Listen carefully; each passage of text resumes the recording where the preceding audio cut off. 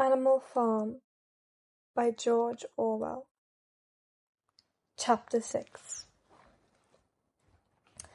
All that year the animals worked like slaves, but they were happy in their work.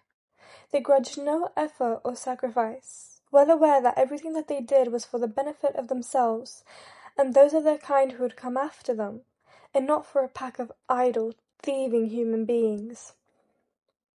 Throughout the spring and summer they worked a 60-hour week, and in August Napoleon announced that there would be work on Sunday afternoons as well. This work was strictly voluntary, but any animal who absented himself from it would have his rations reduced by half. Even so, it was found necessary to leave certain tasks undone. The harvest was a little less successful than in the previous year, and 2 fields which should have been sown with roots in the early summer were not sown because the ploughing had not been completed early enough. It was possible to foresee that the coming winter would be a hard one.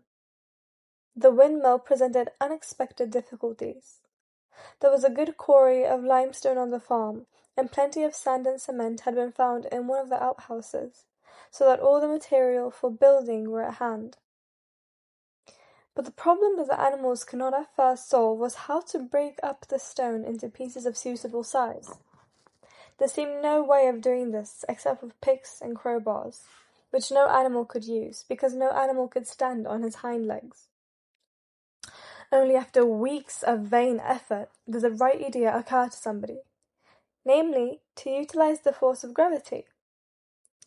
Huge boulders, far too big to be used as they were lying all over the bed of the quarry. The animals lashed ropes round these, and then all together, cows, horses, sheep, any animal that could lay hold of the rope, even the pigs sometimes joined in at critical moments.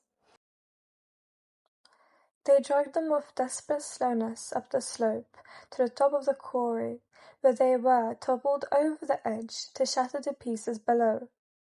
Transporting the stone when it was once broken was comparatively simple.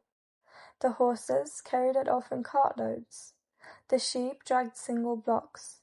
Even Muriel and Benjamin yoked themselves into an old governor's cart and did their share. By late summer a sufficient store of stone had accumulated, and then the building began, under the superintendence of the pigs.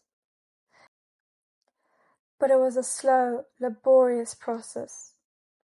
Frequently it took a whole day of exhausting effort to drag a single boulder to the top of the quarry, and sometimes when it was pushed over the edge, it failed to break. Nothing could have been achieved without Boxer, whose strength seemed equal to that of all of the rest of the animals put together. When the boulder began to slip, and the animals cried out in despair at finding themselves dragged down the hill, it was always Boxer who strained himself against a rope and brought the boulder to a stop. To see him toiling up the slope, inch by inch, his breath coming fast, the tips of his hoofs clawing at the ground, and his great sides matted with sweat, filled everyone with admiration. Clever warned him sometimes to be careful not to overstrain himself, but Boxer would never listen to her. His 2 slogans, "I will work harder," and "Napoleon is always right," seemed to him a sufficient answer to all problems. He had made arrangements with the cockerel to call him 3/4 of an hour earlier in the mornings instead of half an hour. And in his spare moments, of which there were not many nowadays, he would go alone to the quarry, collect a load of broken stone, and drag it down to the site of the windmill unassisted. The animals were not badly off throughout that summer, in spite of the hardness of their work. If they had no more food than they had had in Jones's day, at least they did not have less. The advantage of only having to feed themselves, and not having to support 5 extravagant human beings as well, was so great that it would have taken a lot of failures to outweigh it.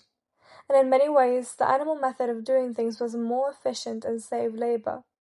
Such jobs as weeding, for instance, could be done with a thoroughness impossible to human beings.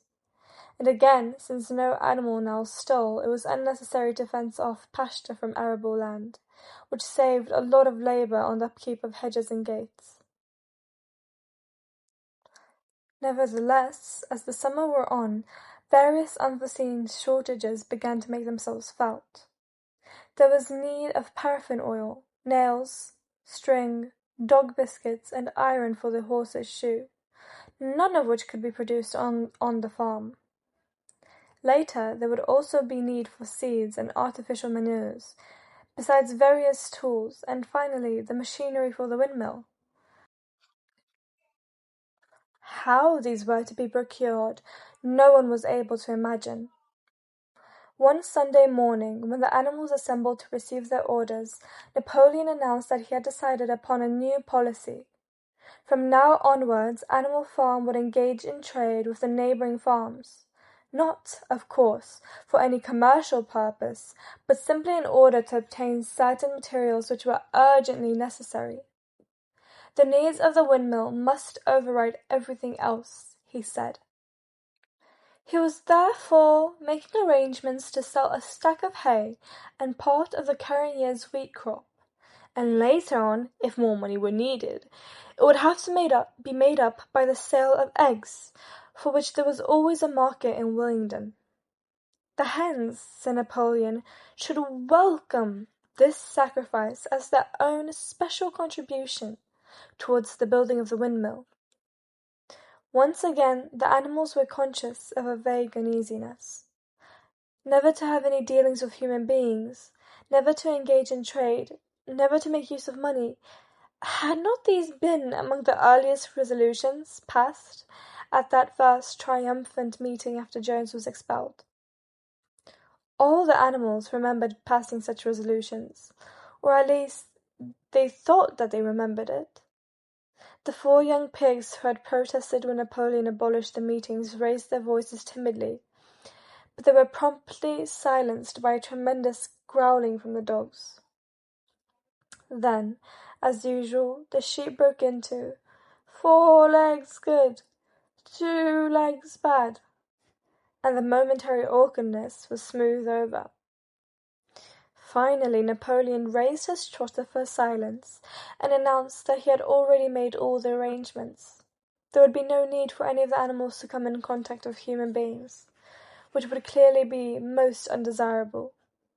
He intended to take the whole burden upon his own shoulders.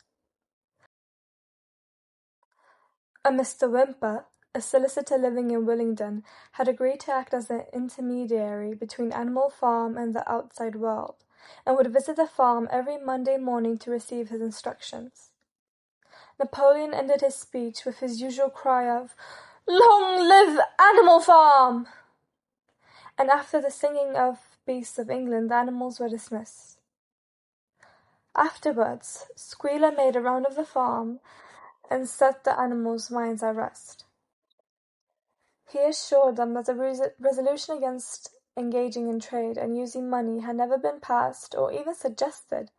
It was pure imagination, probably traceable in the beginning to lies circulated by Snowball. A few animals still felt faintly doubtful, but Squealer asked them shrewdly, "Are you certain that this is not something that you have dreamed, comrades?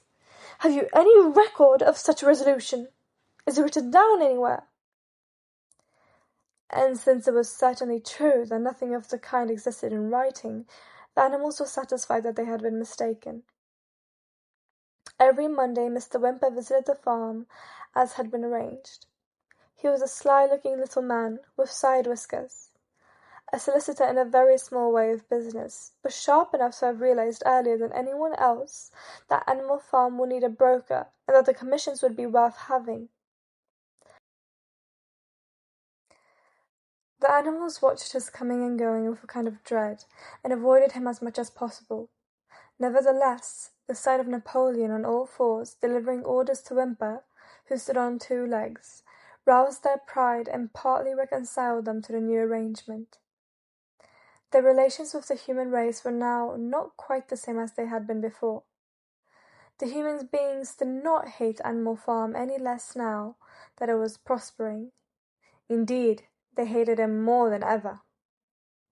Every human being held it as an article of faith that the farm would go bankrupt sooner or later, and above all that the windmill would be a failure.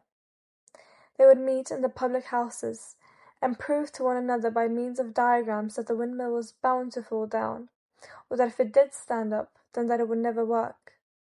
And yet, against their will, they had developed a certain respect for their efficiency with which the animals were managing their own affairs. One symptom of this was that they had begun to call Animal Farm by its proper name, and ceased to pretend that it was called the Manor Farm. They had also dropped their championship of Jones, who had given up hope of getting his farm back and gone to live in another part of the county. Except through Whymper, there was as yet no contact between Animal Farm and the outside world, but there were constant rumours that Napoleon was about to enter into a definite business agreement, either with Mr. Pilkington of Foxwood or with Mr. Frederick of Pinchfield, but never, it was noticed, with both simultaneously. It was about this time that the pigs suddenly moved into the farmhouse and took up their residence there. Again, the animals seemed to remember that a resolution against us had been passed in the early days, and again Squealer was able to convince them that this was not the case. It was absolutely necessary, he said, that the pigs, who were the brains of the farm, should have a quiet place to work in. It was also most suited to the dignity of the leader, for of late he had taken to speaking of Napoleon under the title of leader, to live in a house than in a mere sty. Nevertheless, some of the animals were disturbed when they heard that the pigs not only took their meals in the kitchen and used the drawing-room as a recreation room, but also slept in the beds. Boxer passed it off, as usual, with, "Napoleon is always right."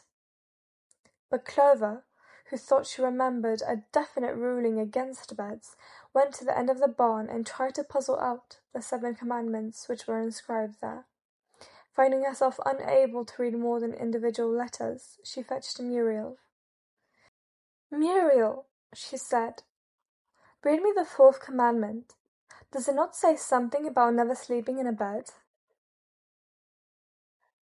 With some difficulty, Muriel spelt it out. "It says, 'No animal shall sleep in a bed with sheets,'" she announced finally. Curiously enough, Clover had not remembered that the 4th commandment mentioned sheets, but as it was there on the wall, it must have done so. And Squealer, who happened to be passing at this moment, attended by 2 or 3 dogs, was able to put the whole matter in its proper perspective. "You have heard, then, comrades," he said, "that we pigs now sleep in the beds of the farmhouse. And why not? You do not suppose, surely, that there was ever a ruling against beds? A bed merely means a place to sleep in. A pile of straw and a stool is a bed, properly regarded. The rule was against sheets, which are a human invention. We have removed the sheets from the farmhouse beds and sleep between blankets. And very comfortable beds they are, too, but not more comfortable than we need, I can tell you, comrades. With all the brain work we have to do nowadays, you would not rob us of a repose, would you, comrades? You would not have us too tired to carry out our duties. Surely none of you wishes to see Jones back." The animals reassured him on this point immediately, and no more was said about the pigs sleeping in the farmhouse beds. And when some days afterwards it was announced that from now on the pigs would get up an hour later in the mornings than the other animals, no complaint was made about that either. By the autumn the animals were tired but happy. They had had a hard year, and after the sale of part of the hay and corn, the stores of food for the winter were none too plentiful. But the windmill compensated for everything. It was almost half built now. After the harvest, there was a stretch of clear, dry weather, and the animals toiled harder than ever, thinking it well worthwhile to plod to and fro all the day with blocks of stone, if by doing so they could raise the walls another foot. Boxer would even come out at nights and work for an hour or two on his own by the light of the harvest moon. In their spare moments, the animals would walk round and round the half-finished mill, admiring the strength and perpendicularity of its walls, and marvelling that they should ever have been able to build anything so imposing. Only old Benjamin refused to grow enthusiastic about the windmill, though as usual he would utter nothing beyond the cryptic remark that donkeys live a long time. November came with raging southwest winds. Building had to stop because it was now too wet to mix the cement. Finally there came a night when the gale was so violent that the farm buildings rocked on their foundations and several tiles were blown off the roof of the barn. The hens woke up, squawking with terror because they had all dreamed simultaneously of hearing a gun go off in the distance. In the morning the animals came out of their stalls to find that the flagstaff had been blown down and an elm tree at the foot of the orchard had been plucked up like a radish. They had just noticed this when a cry of despair broke from every animal's throat. A terrible sight had met their eyes. The windmill was in ruins. With one accord they dashed down to the spot. Napoleon, who seldom moved out of a walk, raised ahead of them all. Yes, there it lay, the fruit of all their struggles, levelled to its foundations. The stones they had broken and carried so laboriously scattered all around. Unable at first to speak, they stood, gazing mournfully at the litter of the fallen stone. Napoleon paced to and fro in silence, occasionally snuffing at the ground. His tail had grown rigid and twitched sharply from side to side, a sign in him of intense mental activity. Suddenly he halted, as though his mind were made up. "Comrades," he said quietly, "do you know who is responsible for this? Do you know the enemy who has come in the night and overthrown our windmill? Snowball!" he suddenly roared in a voice of thunder. "Snowball has done this thing, in sheer malignity, thinking to set back all plans and avenge himself for his ignominious expulsion. This traitor has crept here under cover of night and destroyed our work of nearly a year. Comrades, here and now I pronounce the death sentence upon Snowball, animal hero, second class, and half a bushel of apples to any animal who brings him to justice. A full bushel to anyone who captures him alive." The animals were shocked beyond measure to learn that even Snowball could be guilty of such an action. There was a cry of indignation, and everyone began thinking out ways of catching Snowball if he should ever come back. Almost immediately, the footprints of a pig were discovered in the grass at a little distance from the mill. They could only be traced for a few yards, but appeared to lead to a hole in the hedge.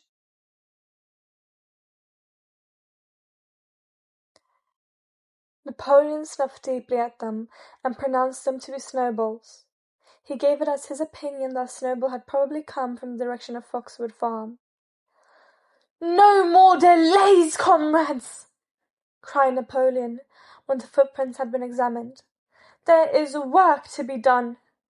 This very morning we begin rebuilding the windmill, and we will build all through the winter, rain or shine. We will teach this miserable traitor that he cannot undo our work so easily. Remember, comrades, there must be no alteration in our plans. They shall be carried out to the day. Forward, comrades! Long live the windmill! Long live Animal Farm!" Chapter 7. It was a bitter winter. The stormy weather was followed by sleet and snow, and then by a hard frost, which did not break till well into February. The animals carried on as best they could with the rebuilding of the windmill, well knowing that the outside world was watching them, and that the envious human beings would rejoice in triumph if the mill were not finished on time. Out of spite, the human beings pretended not to believe that it was Snowball who had destroyed the windmill. They said that it had fallen down because the walls were too thin. The animals knew that this was not the case. Still, it had been decided to build the walls 3 feet thick this time, instead of 18 inches as before, which meant collecting much larger quantities of stone. For a long time the quarry was full of snowdrifts and nothing could be done.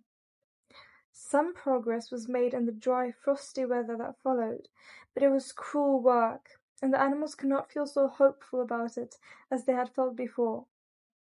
They were always cold, and usually hungry as well. Only Boxer and Clover never lost heart. Squealer made excellent speeches on the joy of service and the dignity of labor, but the other animals found more inspiration in Boxer's strength and his never-failing cry of, "I will work harder!" In January food fell short. The corn ration was drastically reduced, and it was announced that an extra potato ratio would be issued to make up for it. Then it was discovered that the greater part of the potato crop had been frosted in the clamps, which had not been covered thickly enough. The potatoes had become soft and discolored, and only a few were edible. For days at a time the animals had nothing to eat but chaff and mangels. Starvation seemed to stare them in the face. It was vitally necessary to conceal this fact from the outside world. Emboldened by the collapse of the windmill, the human beings were inventing fresh lies about Animal Farm. Once again it was being put about that all the animals were dying of famine and disease, and that they were continually fighting among themselves and had resorted to cannibalism and infanticide. Napoleon was well aware of the bad results that might follow if the real facts of the food situation were known, and he decided to make use of Mr. Whymper to spread a contrary impression. Hitherto the animals had had little or no contact with Whymper on his weekly visits. Now, however, a few selected animals, mostly sheep, were instructed to remark casually in his hearing that rations had been increased. In addition, Napoleon ordered the almost empty bins in the store shed to be filled nearly to the brim with sand, which was then covered up with what remained of the grain and meal. On some suitable pretext, Whymper was led through the store shed and allowed to catch a glimpse of the bins. He was deceived and continued to report to the outside world that there was no food shortage on Animal Farm. Nevertheless, towards the end of January it became obvious that it would be necessary to procure some more grain from somewhere. In these days Napoleon rarely appeared in public, but spent all his time in the farmhouse, which was guarded at each door by fierce-looking dogs. When he did emerge, it was in a ceremonial manner, with an escort of 6 dogs, who closely surrounded him and growled if anyone came too near. Frequently he did not even appear on Sunday mornings, but issued his orders through one of the other pigs, usually Squealer. One Sunday morning Squealer announced that the hens, who had just come in to lay again, must surrender their eggs. Napoleon had accepted, through Whymper, a contract for 400 eggs a week. The price of these would pay for enough grain and meal to keep the farm going till summer came on and conditions were easier. When the hens heard this, they raised a terrible outcry. They had been warned earlier that this sacrifice might be necessary, but had not believed that it would really happen. They were just getting their clutches ready for the spring sitting, and they protested that to take the eggs away now was murder. For the first time since the expulsion of Jones, there was something resembling a rebellion. Led by 3 young black Minorca pullets, the hens made a determined effort to thwart Napoleon's wishes. Their method was to fly up to the rafters and there lay their eggs, which smashed to pieces on the floor. Napoleon acted swiftly and ruthlessly. He ordered the hens' rations to be stopped and decreed that any animal giving so much as a grain of corn to a hen should be punished by death. The dogs saw to it that these orders were carried out. For 5 days the hens held out. Then they capitulated and went back to their nesting boxes. 9 hens had died in the meantime.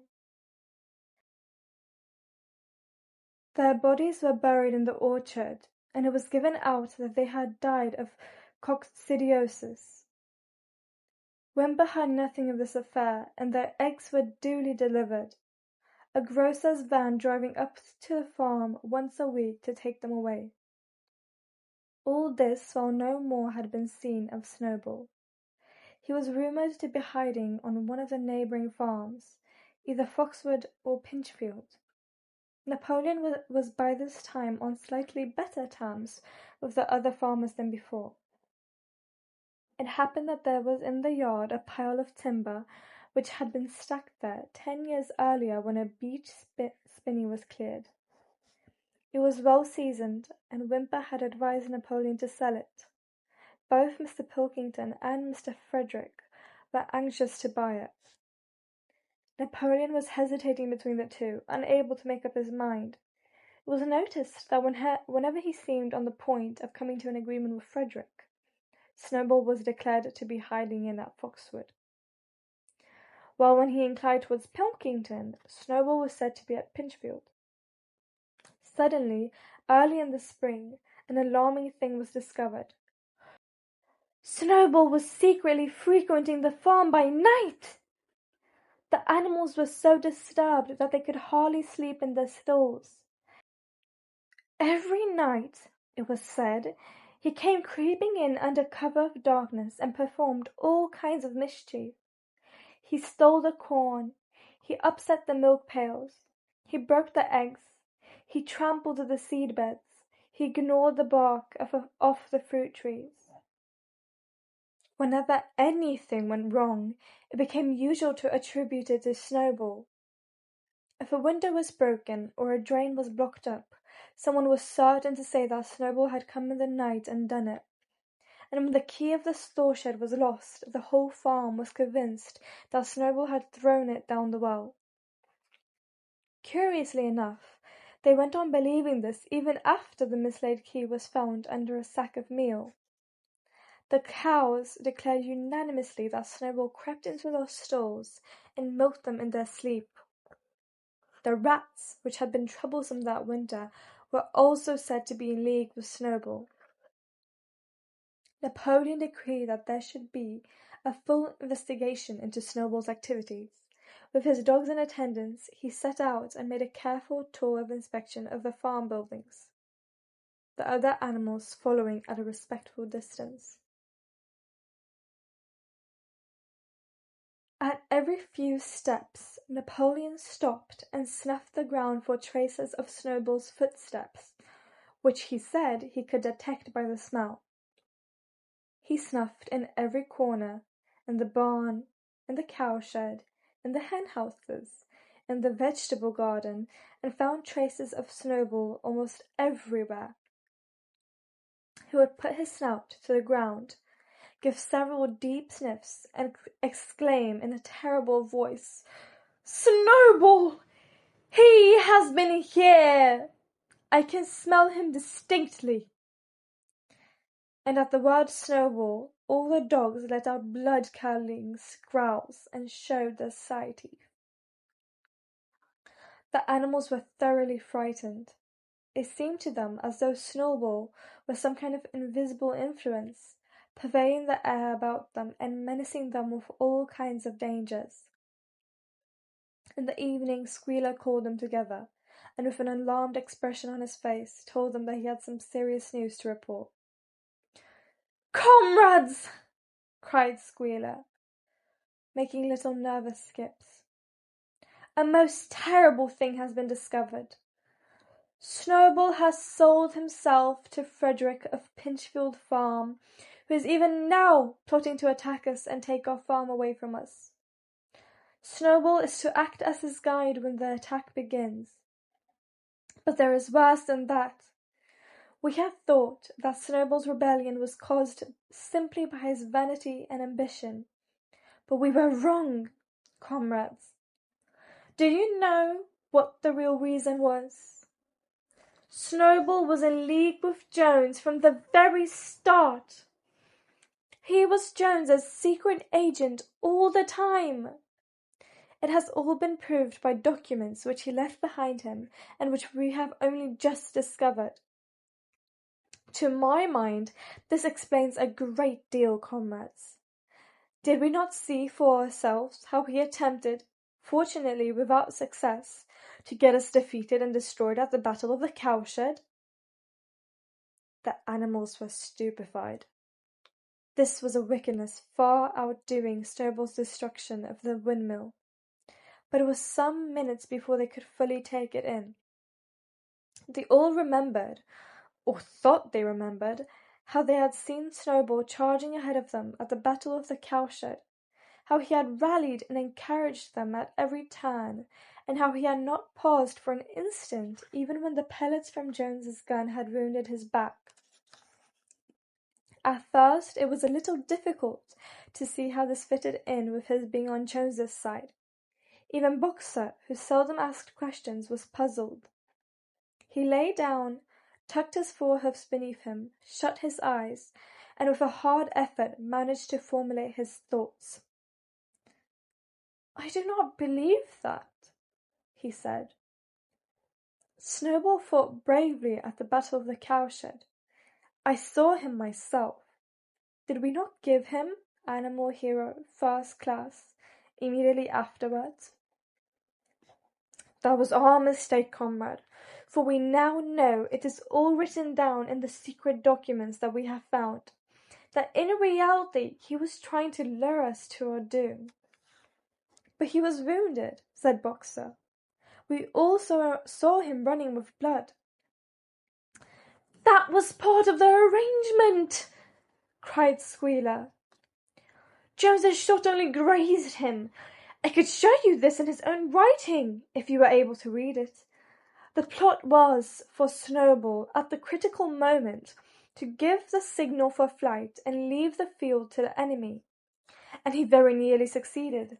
I will even say, comrades, he would have succeeded if it had not been for our heroic leader, Comrade Napoleon.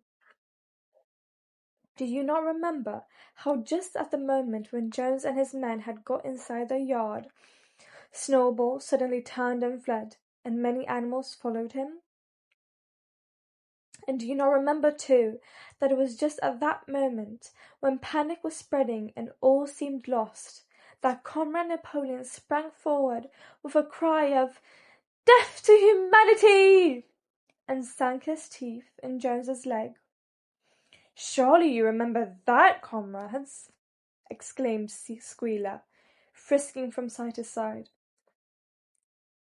Now when Squealer described the scene so graphically, it seemed to the animals that they did remember it. At any rate, they remembered that at the critical moment of the battle, Snowball had turned to flee. But Boxer was still a little uneasy. "I do not believe that Snowball was a traitor at the beginning," he said finally.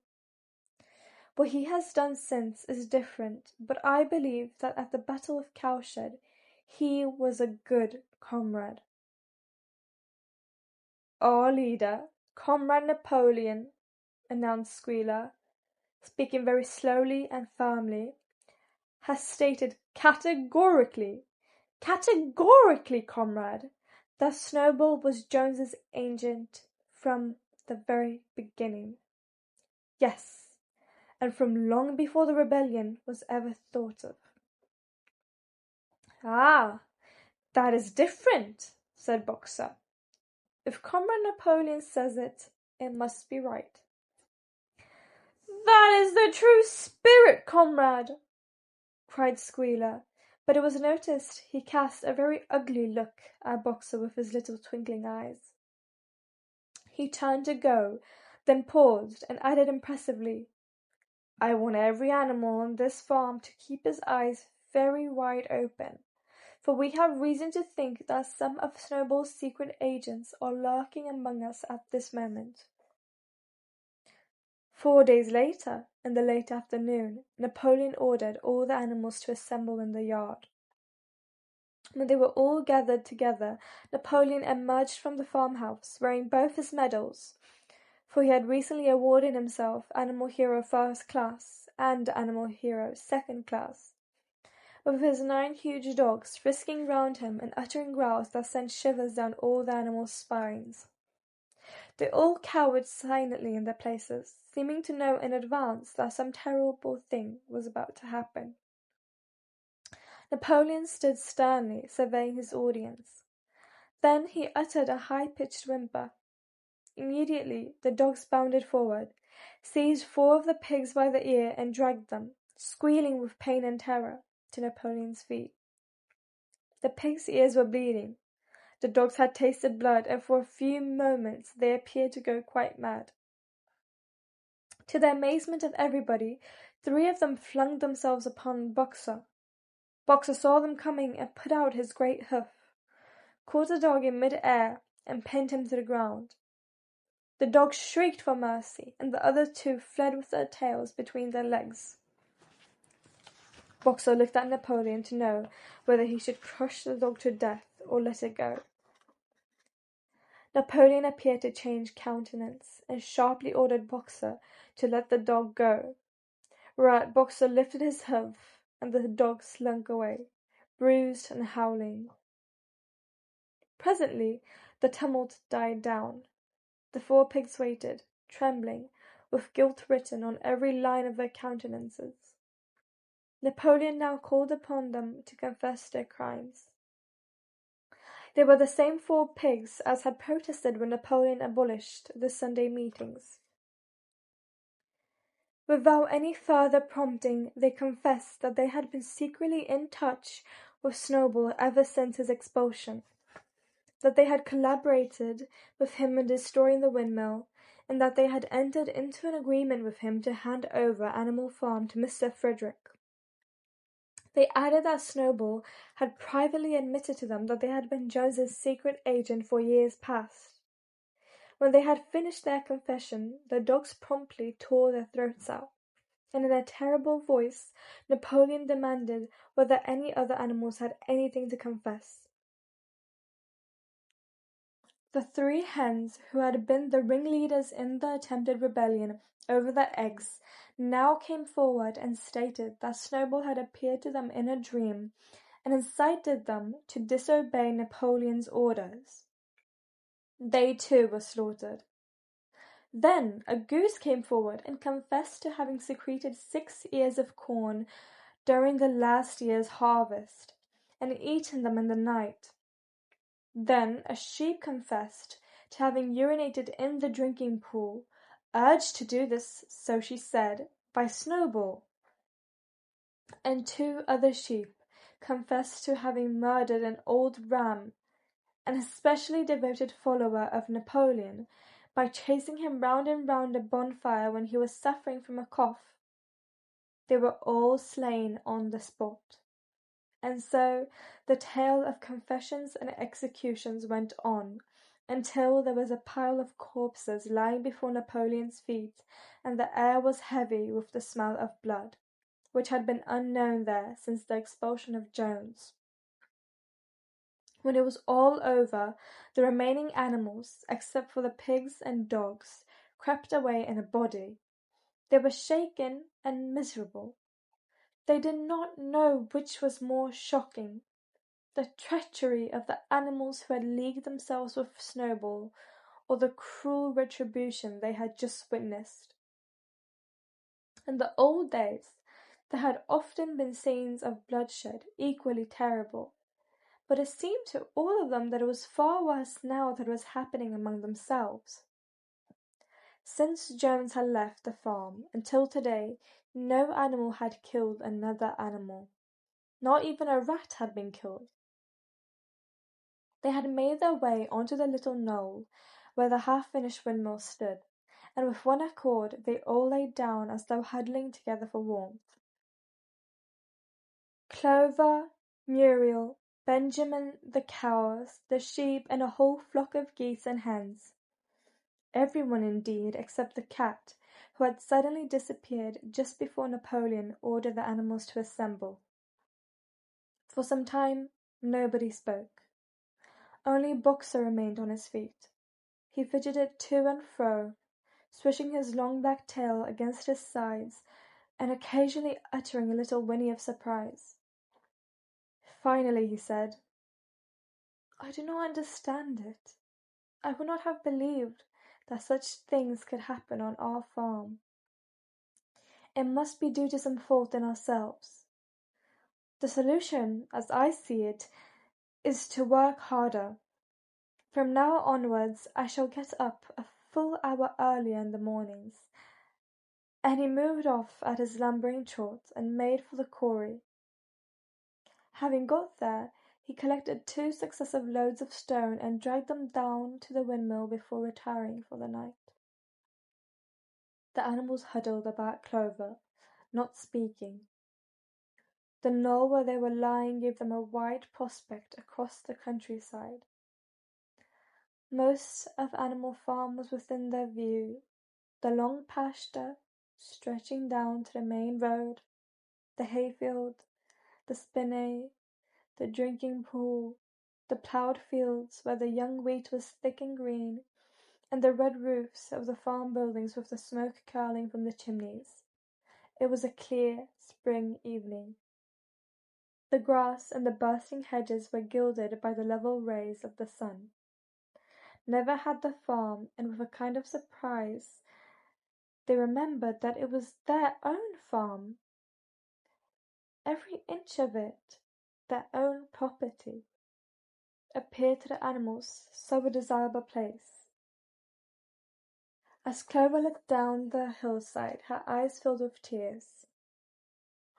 If she could have spoken her thoughts, it would have been to say that this was not what they had aimed at when they had set themselves years ago to work for the overthrow of the human race. These scenes of terror and slaughter were not what they had looked forward to on that night when old Major first stirred them to rebellion. If she herself had had any picture of the future, it had been of a society of the animals set free from hunger and the whip, all equal, each working according to his capacity, the strong protecting the weak, as she had protected the lost brood of ducklings with her foreleg on the night of Major's speech. Instead, she did not know why, they had come to a time when no one dared speak his mind, when fierce, growling dogs roamed everywhere, and when you had to watch your comrades torn to pieces after confessing to shocking crimes. There was no thought of rebellion or disobedience in her mind. She knew that even as things were, they were far better off than they had been in the days of Jones, and that before all else it was needful to prevent the return of the human beings. Whatever happened, she would remain faithful, work hard, carry out the orders that were given to her, and accept the leadership of Napoleon. But still, it was not for this that she and all the other animals had hoped and toiled.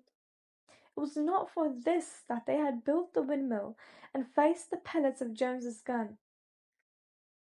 Such were her thoughts, though she lacked the words to express them.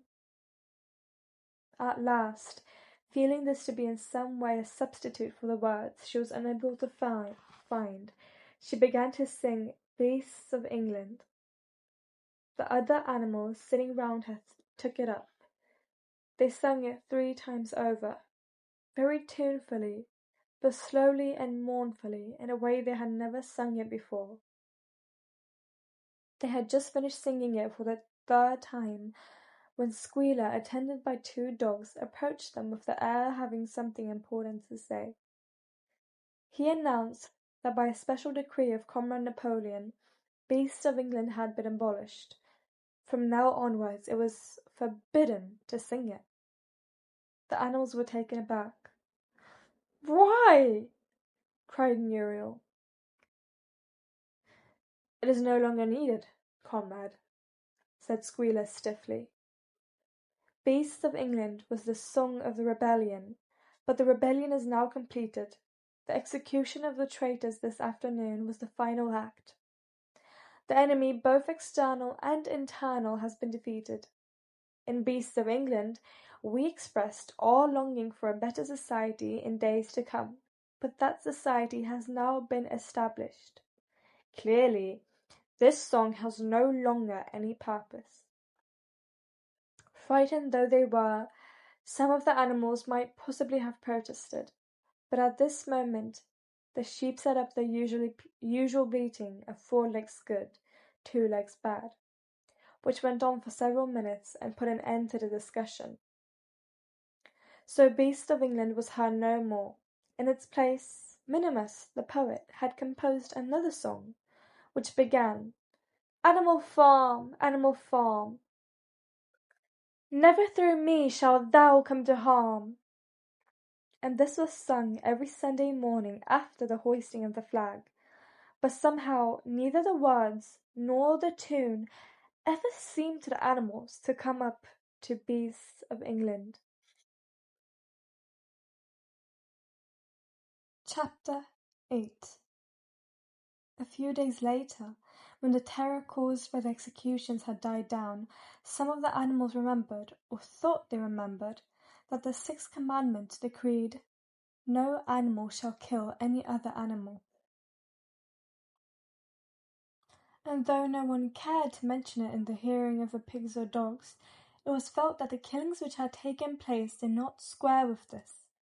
Clover asked Benjamin to read her the 6th commandment, and when Benjamin, as usual, said that he refused to meddle in such matters, she fetched Muriel. Muriel read the commandment for her. It ran, "No animal shall kill any other animal without cause." Somehow or other the last 2 words had slipped out of the animals' memory, but they saw now that the commandment had not been violated, for clearly there was good reason for killing the traitors who had leagued themselves with Snowball. Throughout that year the animals worked even harder than they had worked in the previous year. To rebuild the windmill with walls twice as thick as before, and to finish it by the appointed date, together with the regular work of the farm, was a tremendous labour. There were times when it seemed to the animals that they worked longer hours and fed no better than they had done in Jones's day. On Sunday mornings, Squealer, holding down a long strip of paper with his trotter, would read out to them lists of figures proving that the production of every class of foodstuff had increased by 200%, 300%, or 500%, as the case might be. The animals saw no reason to disbelieve him, especially as they could no longer remember very clearly what conditions had been like before the rebellion. All the same, there were days when they felt that they would sooner have had less figures and more food. All orders were now issued through Squealer or one of the other pigs. Napoleon himself was not seen in public as often as once in a fortnight. When he did appear, he was attended not only by his retinue of dogs, but by a black cockerel who marched in front of him and acted as a kind of trumpeter, letting out a loud "Cock-a-doodle-doo" before Napoleon spoke. Even in the farmhouse, it was said, Napoleon inhabited separate apartments from the others. He took his meals alone, with 2 dogs to wait upon him, and always ate from the Crown Derby dinner service, which had been in the glass cupboard in the drawing-room. It was also announced that the gun would be fired every year on Napoleon's birthday, as well as on the other 2 anniversaries. Napoleon was now never spoken of simply as Napoleon. He was always referred to in formal style as "our leader", Comrade Napoleon, and the pigs liked to invent for him such titles as "Father of all animals", "Terror of mankind", "Protector of the sheepfold", "Duckling's friend", and the like. In his speeches, Squealer would talk, with the tears rolling down his cheeks, of Napoleon's wisdom, the goodness of his heart, and the deep love he bore to all animals everywhere, even and especially the unhappy animals who still lived in ignorance and slavery on other farms. It had become usual to give Napoleon the credit for every successful achievement and every stroke of good fortune. You would often hear one hen remark to another, "Under the guidance of our leader, Comrade Napoleon, I have laid 5 eggs in 6 days." Or 2 cows enjoying a drink at the pool would exclaim, "Thanks to the leadership of Comrade Napoleon, how excellent this water tastes!" The general feeling on the farm was expressed in a poem entitled "Comrade Napoleon", which was composed by Minimus and which ran as follows. Friend of the fatherless, fountain of happiness, Lord of the swill bucket, oh how my soul is on fire when I gaze at thy calm and commanding eye, like the sun in the sky, Comrade Napoleon. Thou art the giver of all that thy creatures love, full belly twice a day, clean straw to roll upon. Every beast, great or small, sleeps at peace in his stall. Thou watchest over all, Comrade Napoleon. Had I a sucking pig, ere he had grown as big, even as a pint bottle, or as a rolling pin, he should have learned to be faithful and true to thee. Yes, his first squeak should be, "Comrade Napoleon." Napoleon approved of this poem and caused it to be inscribed on the wall of the big barn, at the opposite end from the 7 Commandments. It was surmounted by a portrait of Napoleon in profile executed by Squealer in white paint. Meanwhile, through the agency of Whymper, Napoleon was engaged in complicated negotiations with Frederick and Pilkington. The pile of timber was still unsold. Of the 2, Frederick was the more anxious to get hold of it, but he would not offer a reasonable price. At the same time, there were renewed rumours that Frederick and his men were plotting to attack Animal Farm and to destroy the windmill, the building of which had aroused furious jealousy in him. Snowball was known to be still skulking on Pinchfield Farm. In the middle of the summer, the animals were alarmed to hear that 3 hens had come forward and confessed that, inspired by Snowball, they had entered into a plot to murder Napoleon. They were executed immediately, and fresh precautions for Napoleon's safety were taken. 4 dogs guarded his bed at night, 1 at each corner, and a young pig named Pink Eye was given the task of tasting all his food before he ate it, lest it should be poisoned. At about the same time, it was given out that Napoleon had arranged to sell the pile of timber to Mr. Pilkington. He was also going to enter into a regular agreement for the exchange of certain products between Animal Farm and Foxwood. The relations between Napoleon and Pilkington, though they were only conducted through Whymper, were now almost friendly. The animals distrusted Pilkington as a human being, but greatly preferred him to Frederick, whom they both feared and hated. As the summer wore on and the windmill neared completion, the rumours of an impending treacherous attack grew stronger and stronger. Frederick, it was said, intended to bring against them 20 men all armed with guns, and he had already bribed the magistrates and the police, so that if he could once get hold of the title deeds of Animal Farm, they would ask no questions. Moreover, terrible stories were leaking out from Pinchfield about the cruelties that Frederick practiced upon his animals. He had flogged an old horse to death. He starved his cows. He had killed a dog by throwing it into the furnace. He amused himself in the evenings by making cocks fight with splinters of razor blade tied to their spurs. The animals' blood boiled with rage when they heard of these things being done to their comrades, and sometimes they clamoured to be allowed to go out in a body and attack Pinchfield Farm, drive out the humans, and set the animals free. But Squealer counselled them to avoid rash actions and trust in Comrade Napoleon's strategy. Nevertheless, feeling against Frederick continued to run high. One Sunday morning, Napoleon appeared in the barn and explained that he had never at any time contemplated selling the pile of timber to Fredericks. He considered it beneath his dignity, he said, to have dealings with scoundrels of that description. The pigeons who were still sent out to spread tidings of the rebellion were forbidden to set foot anywhere on Foxwood, and were also ordered to drop their former slogan of "Death to Humanity" in favour of "Death to Frederick." In the late summer, yet another of Snowball's machinations was laid bare. The wheat crop was full of weeds, and it was discovered that on one of his nocturnal visits Snowball had mixed weed seeds with the seed corn. A gander who had been privy to the plot had confessed his guilt to Squealer and immediately committed suicide by swallowing deadly nightshade berries. The animals now also learned that Snowball had never, as many of them had believed hitherto, received the order of Animal Hero First Class. This was merely a legend, which had been spread some time after the Battle of Cowshed by Snowball himself. So far from being decorated, he had been censured for showing cowardice in the battle.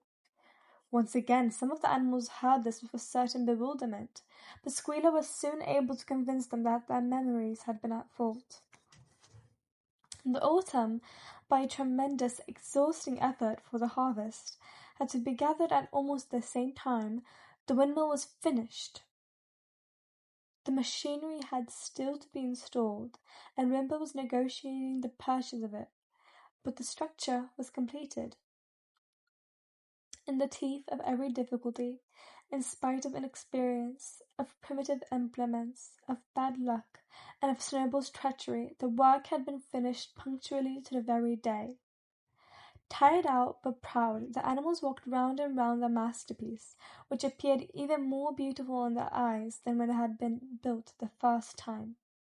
Moreover, the walls were twice as thick as before. Nothing short of explosives would lay them low this time. And when they thought of how they had laboured, what discouragements they had overcome, and the enormous difference that would be made in their lives when the sails were turning and the dynamos running, when they thought of all of this, their tiredness forsook them, and they gambolled round and round the windmill, uttering cries of triumph. Napoleon himself, attended by his dogs and his cockerel, came down to inspect the completed work. He personally congratulated the animals on their achievement and announced that the mill would be named Napoleon Mill. 2 days later, the animals were called together for a special meeting in the barn. They were struck dumb with surprise when Napoleon announced that he had sold the pile of timber to Frederick. Tomorrow Frederick's wagons would arrive and begin carting it away. Throughout the whole period of his seeming friendship with Pilkington, Napoleon had really been in secret agreement with Frederick. All relations with Foxwood had been broken off. Insulting messages had been sent to Pilkington. The pigeons had been told to avoid Pinchfield Farm and to alter their slogan from "Death to Frederick" to "Death to Pilkington." At the same time, Napoleon assured the animals that the stories of an impending attack on Animal Farm were completely untrue, and that the tales about Frederick's cruelty to his own animals had been greatly exaggerated. All these rumours had probably originated with Snowball and his agents. It now appeared that Snowball was not, after all, hiding on Pinchfield Farm, and in fact had never been there in his life. He was living in considerable luxury, so it was said, at Foxwood, and had in reality been a pensioner of Pilkington for years past. The pigs were in ecstasies over Napoleon's cunning. By seeming to be friendly with Pilkington, he had forced Frederick to raise his price by £12. But the superior quality of Napoleon's mind, said Squealer, was shown in the fact that he trusted nobody, not even Frederick. Frederick had wanted to pay for the timber with something called a cheque, which assumed was a piece of paper with a promise to pay written upon it. But Napoleon was too clever for him. He had demanded payment in real £5 notes, which were to be handed over before the timber was removed. Already Frederick had paid up, and the sum he had paid was just enough to buy the machinery for the windmill. Meanwhile, the timber was being carted away at high speed. When it was all gone, another special meeting was held in the barn for the animals to inspect Frederick's banknotes. Smiling beatifically, and wearing both of his decorations, Napoleon reposed on a bed of straw on the platform, with the money at his side, neatly piled on a china dish from the farmhouse kitchen. The animals filed slowly past, and each gazed his fill, and Boxer put out his nose to sniff at the banknotes, and the flimsy white things stirred and rustled in his breath. 3 days later there was a terrible hullabaloo. Whymper, his face deadly pale, came racing up the path on his bicycle, flung it down in the yard, and rushed straight into the farmhouse. The next moment a choking roar of rage sounded from Napoleon's apartments. The news of what had happened sped round the farm like wildfire. The banknotes were forgeries! Frederick had got the timber for nothing! Napoleon called the animals together immediately, and in a terrible voice pronounced the death sentence upon Frederick. When captured, he said, Frederick should be boiled alive. At the same time, he warned them that after this treacherous deed, the worst was to be expected. Frederick and his men might make their long-expected attack at any moment. Sentinels were placed at all the approaches to the farm. In addition, 4 pigeons were sent to Foxwood with a conciliatory message, which it was hoped might re-establish good relations with Pilkington. The very next morning the attack came. The animals were at breakfast when the lookouts came racing in with the news that Frederick and his followers had already came through the 5-barred gate. Boldly enough, the animals sallied forth to meet them, but this time they did not have the easy victory that they had had in the battle of the cowshed. There were 15 men, with half a dozen guns between them, and they opened fire as soon as they got within 50 yards. The animals could not face the terrible explosions and the stinging pellets, and in spite of the efforts of Napoleon and Boxer to rally them, they were soon driven back. A number of them were already wounded. They took refuge in the farm buildings and peeped cautiously out from the chinks and knotholes. The whole of the big pasture, including the windmill, was in the hands of the enemy. For the moment, even Napoleon seemed at a loss. He paced up and down without a word, his tail rigid and twitching. Wistful glances were sent in the direction of Foxwood. If Pilkington and his men would help them, the day might yet be won. But at this moment, the 4 pigeons who had been sent out on the day before returned, one of them bearing a scrap of paper from Pilkington. On it was penciled the words, "Serves you right." Meanwhile, Frederick and his men had halted about the windmill. The animals watched them, and a murmur of dismay went round. 2 of the men had produced a crowbar and a sledgehammer. They were going to knock the windmill down. "Impossible!" cried Napoleon. "We have built the walls far too thick for that. They could not knock it down in a week. Courage, comrades!" But Benjamin was watching the movements of the men intently. The 2 with the hammer and the crowbar were drilling a hole near the base of the windmill. Slowly, and with an air almost of amusement, Benjamin nodded his long muzzle. "I thought so," he said. "Do you not see what they are doing?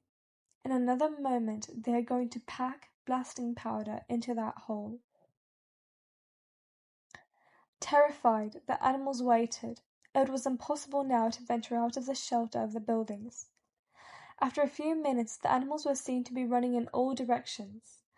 Then there was a deafening roar. The pigeons swirled into the air, and all the animals, except Napoleon, flung themselves flat on their bellies and hid their faces. When they got up again, a huge cloud of black smoke was hanging where the windmill had been. Slowly, the breeze drifted it away. The windmill had ceased to exist! At this sight, the animals' courage returned to them. The fear and despair they had felt a moment earlier were drowned in their rage against this vile, contemptible act. A mighty cry for vengeance went up, and without waiting for further orders, they charged forth in a body and made straight for the enemy. This time they did not heed the cruel pellets that swept over them like hail. It was a savage, bitter battle. The men fired again and again, and when the animals got to close quarters, lashed out with their sticks and their heavy boots. A cow, 3 sheep, and 2 geese were killed, and nearly everyone was wounded.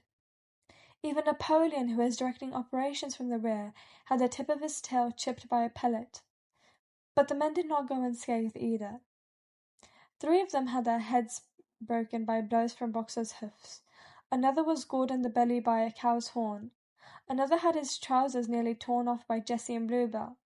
And when the 9 dogs of Napoleon's own bodyguard, whom he had instructed to make a detour under cover of the hedge, suddenly appeared on the men's flank, baying ferociously, panic overtook them. They saw that they were in danger of being surrounded. Frederick shouted to his men to get out while the going was good, and the next moment the cowardly enemy was running for dear life. The animals chased them right down to the bottom of the field and got in some last kicks at them as they forced their way through the horn hedge. They had won, but they were weary and bleeding. Slowly they began to limp back towards the farm. The sight of their dead comrades stretched upon the grass moved some of them to tears. And for a little while they halted in sorrowful silence at the place where the windmill had once stood. Yes, it was gone. Almost the last trace of their labor was gone. Even the foundations were partially destroyed, and in rebuilding it they could not this time, as before, make use of the fallen stones. This time the stones had vanished too. The force of the explosion had flung them to distances of hundreds of yards. It was as though the windmill had never been. As they approached the farm, Squealer, who had unaccountably been absent during the fighting, came skipping towards them, whisking his tail and beaming with satisfaction. And the animals heard from the direction of the farm buildings the solemn booming of a gun. "What is that gun firing for?" said Boxer. "To celebrate our victory!" cried Squealer. "What victory?" said Boxer. His knees were bleeding. He had lost a shoe and split his hoof, and a dozen pellets had lodged themselves in his hind leg. "What victory, comrade? Have we not driven the enemy off our soil, the sacred soil of Animal Farm?" "But they have destroyed the windmill, and we had worked on it for 2 years." "What matter? We will build another windmill. We will build 6 windmills if we feel like it. You do not appreciate, comrade, the mighty thing that we have done. The enemy was in occupation of this very ground that we stand upon. And now, thanks to the leadership of Comrade Napoleon, we have won every inch of it back again." "Then we have won back what we had before," said Boxer. "That is our victory," said Squealer. They limped into the yard. The pellets under the skin of Boxer's legs smarted painfully. He saw ahead of them the heavy labor of rebuilding the windmill from its foundations, and already in imagination he braced himself for the task. But for the first time it occurred to him that he was 11 years old, and that perhaps his great muscles were not quite what they had once been. But when the animals saw the green flag flying and heard the gun firing again, 7 times it was fired in all, and heard the speech that Napoleon made, congratulating them on their conduct, it did seem to them, after all, that they had won a great victory. The animals slain in the battle were given a solemn funeral. Boxer and Clover pulled the wagon which served as a hearse, and Napoleon himself walked at the head of the procession. 2 whole days were given over to celebrations. There were songs, speeches, and more firing of the gun, and a special gift of an apple was bestowed on every animal, with 2 ounces of corn for each bird and 3 biscuits for each dog. It was announced that the battle would be called the Battle of the Windmill, and that Napoleon had created a new decoration, the Order of the Green Banner, which he had conferred upon himself. In the general rejoicings, the unfortunate affair of the banknotes was forgotten. It was a few days later than this that the pigs came upon a case of whisky in the cellars of the farmhouse. It had been overlooked at the time when the house was first occupied that night. There came from the farmhouse the sound of a loud singing, in which, to everyone's surprise, the strains of Beast of England were mixed up. At about 9:30, Napoleon, wearing an old bowler hat of Mr. Jones's, was distinctly seen to emerge from the back door, gallop rapidly round the yard, and disappear indoors again. But in the morning a deep silence hung over the farmhouse. Not a pig appeared to be stirring. It was nearly 9 o'clock when Squealer made his appearance, walking slowly and dejectedly, his eyes dull, his tail hanging limply behind him, and with every appearance of being seriously ill. He called the animals together and told them that he had a terrible piece of news to impart. Comrade Napoleon was dying. A cry of lamentation went up. Straw was laid down outside the doors of the farmhouse, and the animals walked on tiptoe. With tears in their eyes, they asked one another what they should do if their leader were taken away from them. A rumour went round that Snowball had after all contrived to introduce poison into Napoleon's food. At 11 o'clock Squealer came out to make another announcement. As his last act upon earth, Comrade Napoleon had pronounced a solemn decree. The drinking of alcohol was to be punished by death. By the evening, however, Napoleon appeared to be somewhat better, and the following morning Squealer was able to tell them that he was well on the way to recovery. By the evening of that day, Napoleon was back at work, and on the next day it was learned that he had instructed Wimper to purchase in Willingdon some booklets on brewing and distilling. A week later Napoleon gave orders that the small paddock beyond the orchard, which had previously been intended to set aside as a grazing ground for animals who were past work, was to be ploughed up. It was given out that the pasture was exhausted and needed reseeding, but it soon became known that Napoleon intended to sow it with barley. About this time there occurred a strange incident in which hardly anyone was able to understand. One night at about 12 o'clock there was a loud crash in the yard, and the animals rushed out of their stalls. It was a moonlit night. At the foot of the end wall of the big barn, where the 7 commandments were written, there lay a ladder broken in 2 pieces. Squealer, temporarily stunned, was sprawling beside it, and near at hand there lay a lantern, a paintbrush, and an overturned pot of white paint. The dogs immediately made a ring round Squealer and escorted him back to the farmhouse as soon as he was able to walk. None of the animals could form any idea as to what this meant, except old Benjamin, who nodded his muzzle with a knowing air, and seemed to understand, but would say nothing.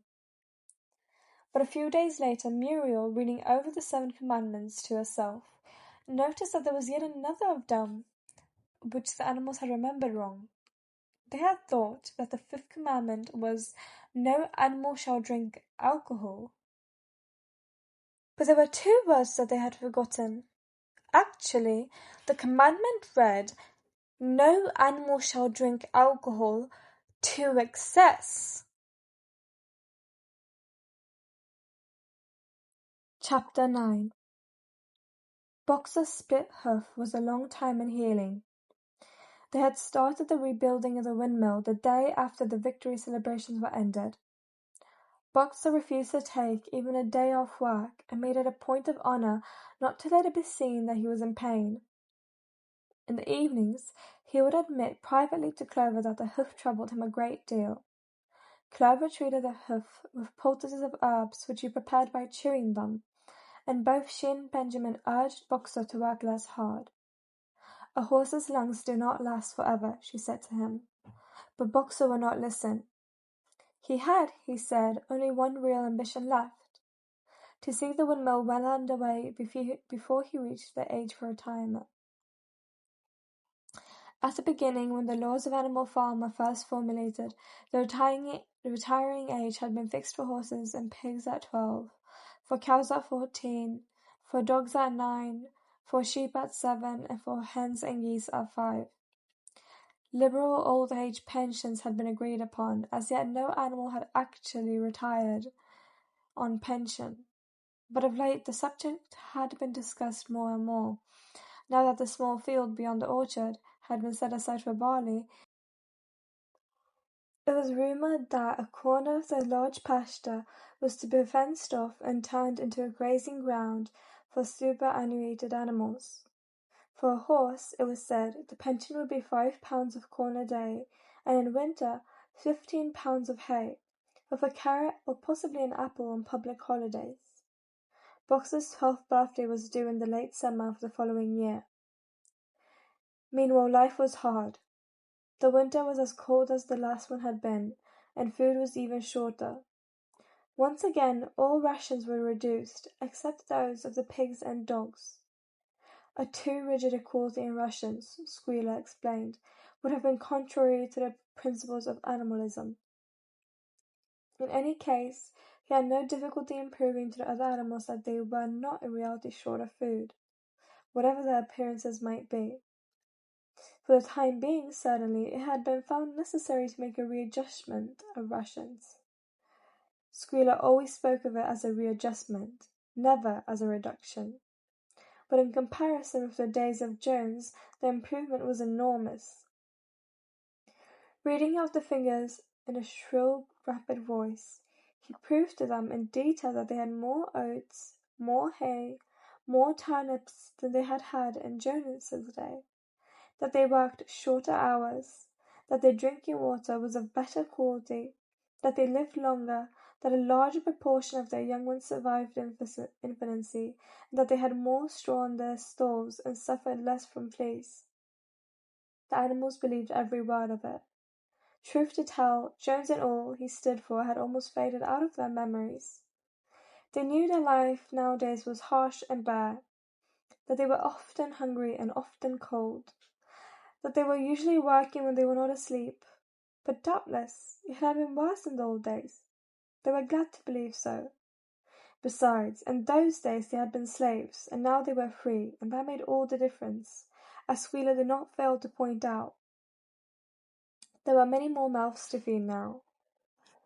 In the autumn, the 4 stoves had all littered about simultaneously, producing 31 pigs between them.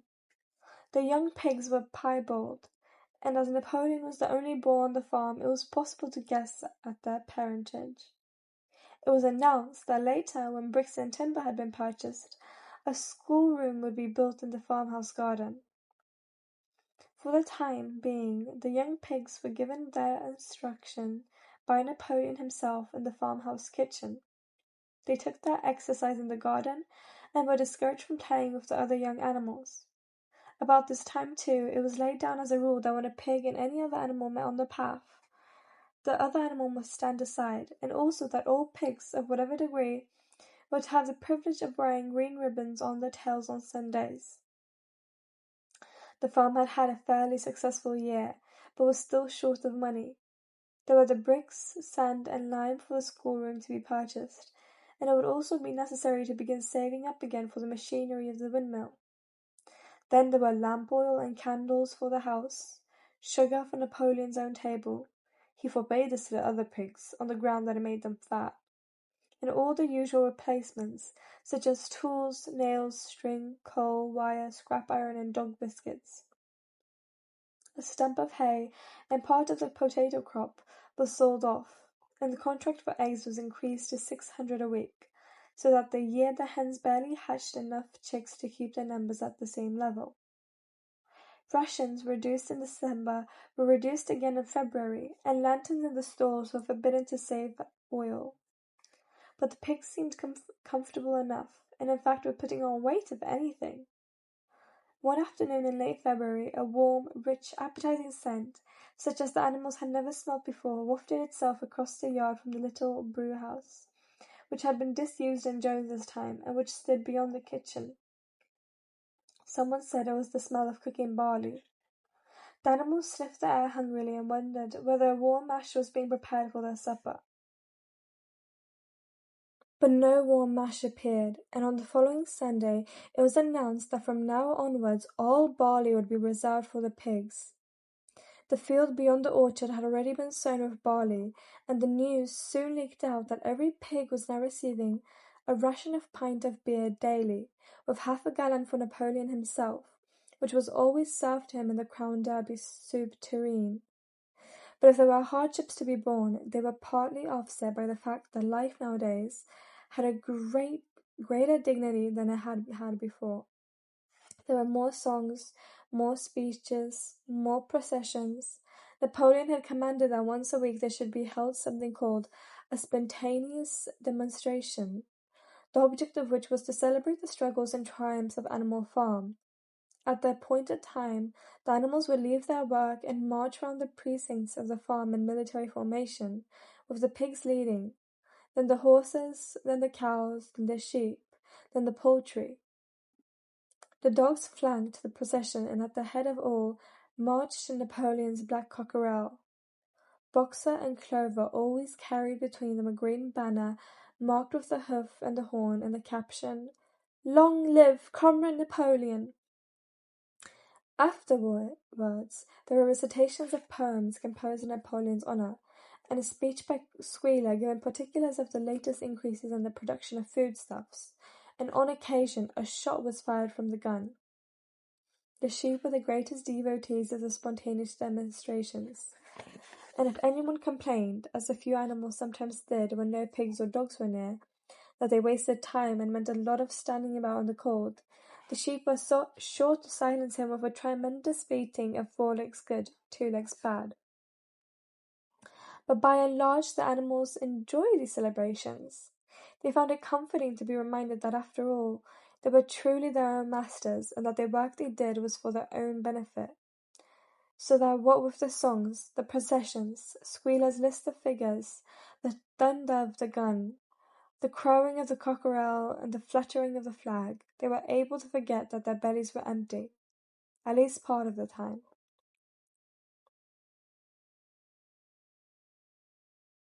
In April, Animal Farm was proclaimed a republic, and it became necessary to elect a president.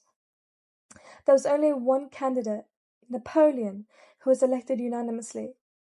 On the same day, it was given out that fresh documents had been discovered which revealed further details about Snowball's complicity with Jones.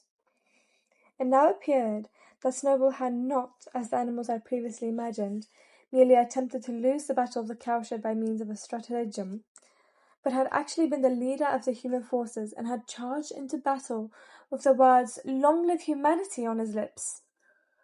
The wounds on Snowball's back, which a few of the animals still remembered to have seen, had been inflicted by Napoleon's teeth. In the middle of the summer, Moses the raven suddenly reappeared on the farm after an absence of several years. He was quite unchanged, still did no work, and talked in the same strain as ever about Sugar Candy Mountain. He would perch on a stump, flap his black wings, and talk by the hour to anyone who would listen. "Up there, comrades," he would say solemnly, pointing to the sky with his large beak. "Up there, just on the other side of that dark cloud that you can't see.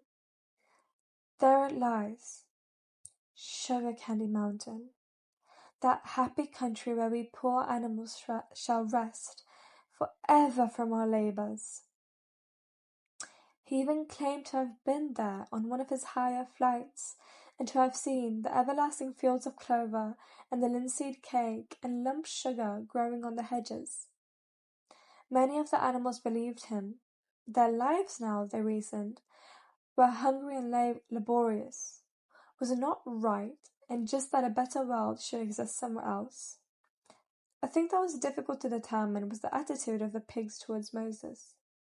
They all declared contemptuously that his stories about Sugar Candy Mountain were lies, and yet they allowed him to remain on the farm, not working, with an allowance of a gill of beer a day. After his hoof had healed up, Boxer worked harder than ever. Indeed, all the animals worked like slaves that year. Apart from the regular work of the farm and the rebuilding of the windmill, there was the schoolhouse for the young pigs, which was started in March. Sometimes the long hours on insufficient food were hard to bear, but Boxer never faltered. In nothing that he said or did was there any sign that his strength was not what it had been. It was only his appearance that was a little altered. His hide was less shiny than it used to be, and his great haunches seemed to have shrunken. The others said, "Boxer will pick up when the spring grass comes on." But the spring grass came on, and Boxer grew no fatter. Sometimes on the slope leading to the top of the quarry, when he braced his muscles against the weight of some vast boulder, it seemed that nothing kept him on his feet except the will to continue. At such times, his lips were seen to form the words, "I will work harder." He had no voice left. Once again Clover and Benjamin warned him to take care of his health, but Boxer paid no attention. His 12th birthday was approaching. He did not care what had happened, as long as a good store of stone was accumulated before he went on pension. Late one evening in the summer, a sudden rumor ran round the farm that something had happened to Boxer. He had gone out alone to drag a load of stone down to the windmill, and sure enough, the rumor was true. A few minutes later, 2 pigeons came racing in with the news, "Boxer has fallen! He is lying on his side and can't get up!" About half the animals on the farm rushed out to the knoll where the windmill stood. There lay Boxer, between the shafts of the cart, his neck stretched out, unable even to raise his head. His eyes were glazed, his sides matted with sweat. A thin stream of blood had trickled out of his mouth. Clover dropped to her knees at his side. "Boxer!" she cried. "How are you?" "It is my lung," said Boxer in a weak voice. "It does not matter. I think you will be able to finish the windmill without me. There is a pretty good store of stone accumulated. I had only another month to go in any case. To tell you the truth, I had been looking forward to my retirement. And perhaps, as Benjamin is growing old too, they will let him retire at the same time and be a companion to me." "We must get help at once," said Clover. "Run, somebody! Tell Squealer what has happened." All the other animals immediately raced back to the farmhouse to give Squealer the news. Only Clover remained, and Benjamin, who lay down at Boxer's side, and without speaking kept the flies off him with his long tail. After about a quarter of an hour, Squealer appeared, full of sympathy and concern. He said that Comrade Napoleon had learned with the very deepest distress of this misfortune to one of the most loyal workers on the farm, and was already making arrangements to send Boxer to be treated in the hospital at Willingdon. The animals felt a little uneasy at this. Except for Molly and Snowball, no other animal had ever left the farm, and they did not like to think of their sick comrade in the hands of human beings. However, Squealer easily convinced them that the veterinary surgeon in Willingdon could treat Boxer's case more satisfactorily than could be done on the farm. And about half an hour later, when Boxer had somewhat recovered, he was with difficulty got onto his feet, and managed to limp back to his stall, where Clover and Benjamin had prepared a good bed of straw for him. For the next 2 days, Boxer remained in his stall. The pigs had sent out a large bottle of pink medicine which they had found in the medicine chest in the bathroom, and Clover administered it to Boxer twice a day after meals. In the evenings, she lay in his stall and talked to him, while Benjamin kept the flies off him. Boxer professed not to be sorry for what had happened. If he had made a good recovery, he might expect to live another 3 years, and he looked forward to the peaceful days that he would spend in the corner of the big pasture. It would be the first time that he had had leisure to study and improve his mind. He intended, he said, to devote the rest of his life to learning the remaining 22 letters of the alphabet. However, Benjamin and Clover could only be with Boxer after working hours, and it was in the middle of the day when the van came to take him away. The animals were all at work, weeding turnips under the supervision of a pig, when they were astonished to see Benjamin come galloping from the direction of the farm buildings, braying at the top of his voice. It was the first time that they had ever seen Benjamin excited. Indeed, it was the first time that anyone had ever seen him gallop. "Quick! Quick!" he shouted. "Come at once! They're taking Boxer away!" Without waiting for orders from the pig, the animals broke off work and raced back to the farm buildings. Sure enough, there in the yard was a large closed van, drawn by 2 horses, with lettering on its side, and a sly-looking man in a low-crowned bowler hat sitting on the driver's seat, and Boxer's stall was empty. The animals crowded round the van. "Goodbye, Boxer!" they chorused. "Goodbye!" "Fools! Fools!" shouted Benjamin, prancing round them and stamping the earth with his small hoofs. "Fools! Do you not see what is written on the side of that van?" That gave the animals pause, and there was a hush. Muriel began to spell out the words, but Benjamin pushed her aside, and in the midst of a deadly silence he read: "Alfred Simmons, horse slaughterer and glue boiler, Willingdon. Dealer in hides and bone meal. Kennels supplied." "Do you not understand what that means? They are taking Boxer to the knackers!" A cry of horror burst from all the animals. At this moment the man on the box whipped up his horses, and the van moved out of the yard at a small trot. All the animals followed, crying out at the top of their voices.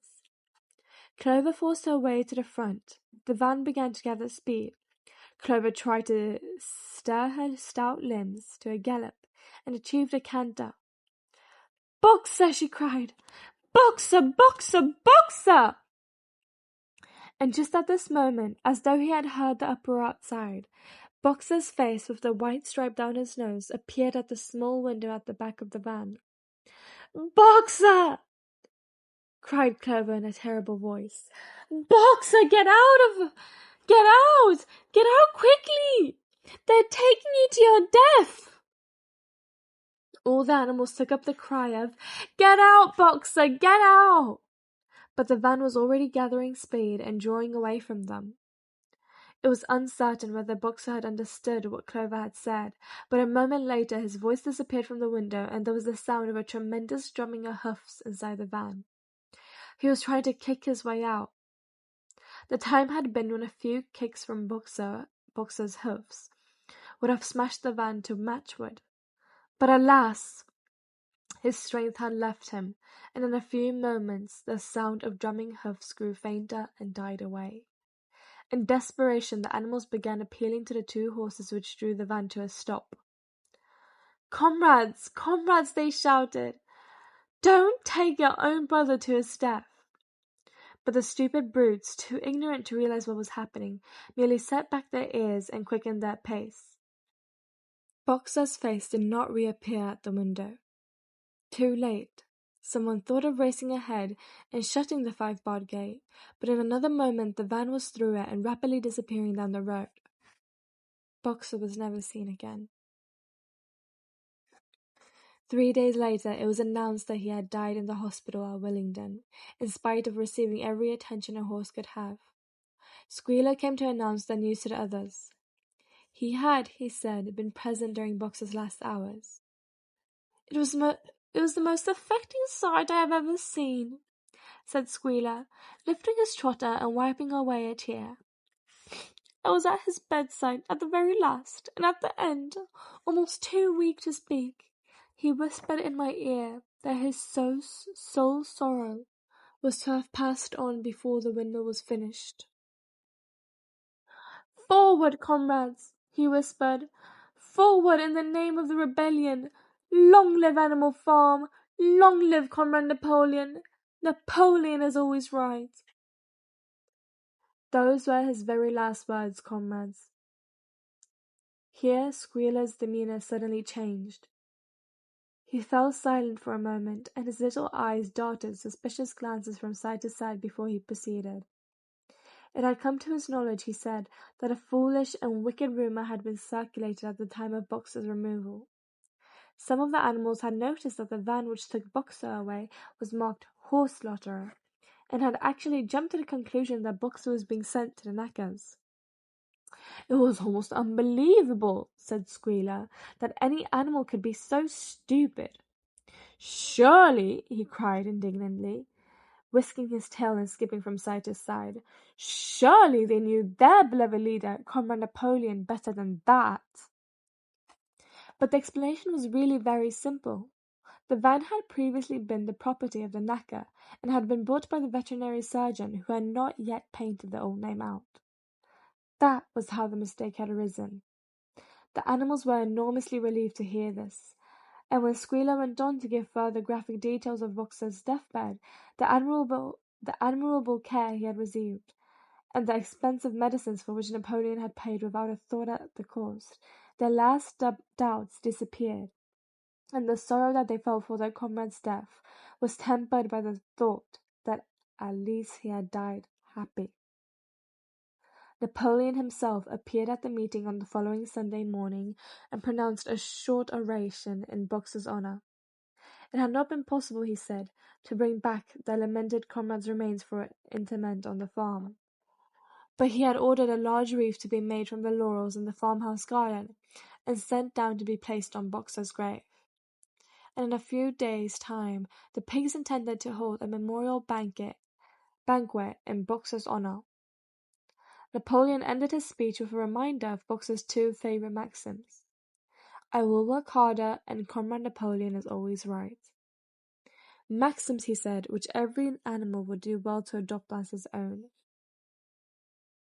On the day appointed for the banquet, a grocer's van drove up from Willingdon and delivered a large wooden crate at the farmhouse. That night there was the sound of uproarious singing, which was followed by what sounded like a violent quarrel, and ended at about 11 o'clock with a tremendous crash of glass. No one stirred in the farmhouse before noon on the following day, and the word went round that from somewhere or other the pigs had acquired the money to buy themselves another case of whisky. Chapter 10. Years passed. The seasons came and went. The short animal lives fled by. A time came when there was no one who remembered the old days before the rebellion, except Clover, Benjamin, Moses the raven, and a number of the pigs. Muriel was dead. Bluebell, Jessie, and Pincher were dead. Jones too was dead. He had died in an inebriate's home in another part of the country. Snowball was forgotten. Boxer was forgotten, except by the few who had known him. Clover was an old stout mare now, stiff in the joints and with a tendency to rheumy eyes. She was 2 years past the retiring age, but in fact no animal had ever actually retired. The talk of setting aside a corner of the pasture for superannuated animals had long since been dropped. Napoleon was now a mature boar of 24 stone. Squealer was so fat that he could with difficulty see out of his eyes. Only old Benjamin was much the same as ever, except for being a little greyer about the muzzle, and since Boxer's death, more morose and taciturn than ever. There were many more creatures on the farm now, though the increase was not so great as had been expected in earlier years. Many animals had been born, to whom the rebellion was only a dim tradition, passed on by word of mouth, and others had been brought who had never heard mention of such a thing before their arrival. The farm possessed 3 horses now besides Clover. They were fine, upstanding beasts, willing workers and good comrades, but very stupid. None of them proved able to learn the alphabet beyond the letter B. They accepted everything that they were told about the rebellion and the principles of animalism, especially from Clover, for whom they had had an almost filial respect. But it was doubtful whether they understood very much of it. The farm was even more prosperous now, and better organized.